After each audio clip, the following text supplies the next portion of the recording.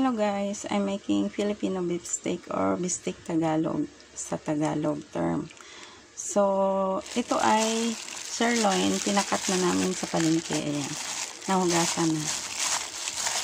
Hindi ko gaanong na-drain.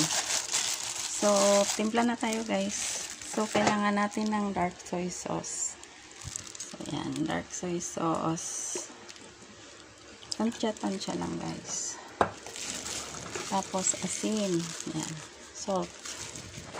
Tapos kailangan natin ng garlic, yan, or bawang. Tapos calamansi juice. So for those who does not know calamansi juice, this is a Philippine lemon.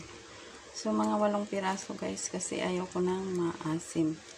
If you don't want your beef steak to be sour, so just put a little bit of this.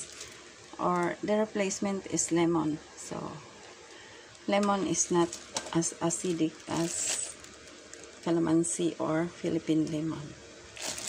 So let's add cornstarch.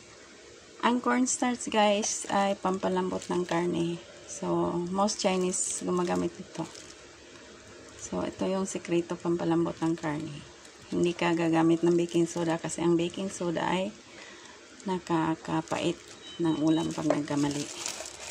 So, let's add ground black pepper. This is the last thing to add. Tapos, when you cook, you add red onion rings and use butter or olive oil in cooking. So, that's it guys.